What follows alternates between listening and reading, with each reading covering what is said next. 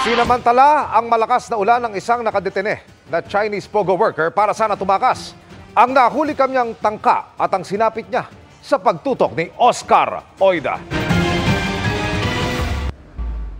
Kuha sa CCTV ang lalaking ito na nasa rooftop ng detention facility ng Presidential Anti-Organized Crime Commission o PAOK. Ang lalaking pasilip-silip sa paligid, may binabalak.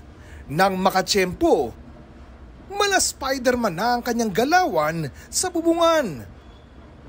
Sa gitna ng malakas na buhos ng ulan, dahan-dahan siyang gumapang. Hanggang tuluyan ng makalayo. Pero nabuking ang kanyang eskapo sa naiwang puting sapatos sa bakod ng detention facility. Dahilan para reviewin ng mga bantay ang CCTV.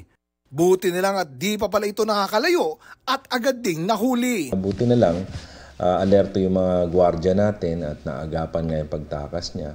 Pero nakababa na siya nung abutan siya ng mga tao. Nagtamo ito ng ilang sugat sa katawan. Dumaan pa siya sa bubong eh.